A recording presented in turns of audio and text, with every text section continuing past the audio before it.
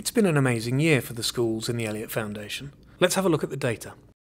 To fully understand how schools are performing, it's important to look at the attainment and progress of all pupils. Next, we should compare this to how schools are supporting their children from disadvantaged backgrounds, and finally, to consider the context of the communities that the schools serve. The key attainment measure for primary schools is the percentage of pupils who achieve level 4 or better in reading, writing and mathematics at the end of Year 6, regardless of their level on arriving at the school. As you can see, the national average for 2014 is 78%, and the Elliot Foundation as a whole averages 76%. Our highest performer being the Hyde School in London at 90%, and our lowest being Croft Academy in Walsall at 50%. It is important to contrast the overall attainment figures of a school with the performance of children from disadvantaged backgrounds. This is often referred to as closing the gap, and is a crucial element in improving children's life chances. The national average level 4 combined figure for reading, writing and mathematics is 63%.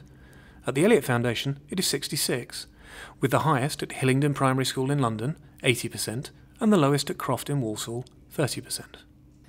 Where attainment shows what level children are at when they leave school, progress shows how far they have come. The key indicator here is the percentage of children who make 2 or more whole levels of progress in each core subject during their primary education. The national average for 2 or more levels of progress in reading is 88%. In the Elliot Foundation, it's 93%. In writing, 92% of children nationally make 2 levels or more progress, where at Elliot it's 96%. Mathematics sees 88% of children cover 2 levels or more, whereas in the Elliot Foundation the average is 92%.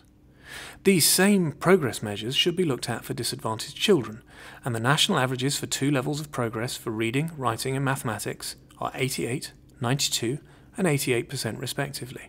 In the Elliot Foundation they're 93%, 95% and 89%. Finally, in performance it's helpful to look at trends. How are schools or groups of schools doing over time? The national average for attainment has gone up 2% between 2013 and 2014, where all Elliot Foundation schools have risen by 10% in the same period. It might also be interesting to note that the average improvement in level 4 attainment for schools joining the Elliot Foundation is 26% in their first year. It's important to recognise that not all schools or communities are created equal.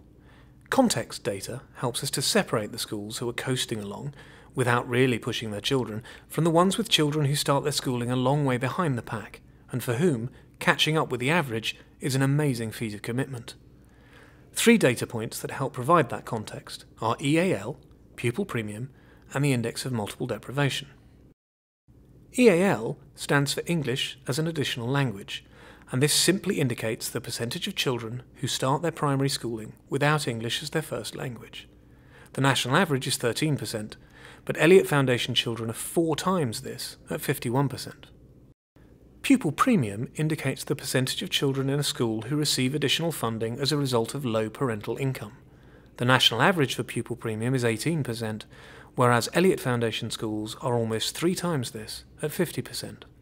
Finally, the index of multiple deprivation is published by the Office of National Statistics from census and other public data, and compounds measures of quality of life from infant mortality, access to housing, employment rates, education and others, to rank all of the postcodes in the country from the most fortunate 1 to the most challenged 100.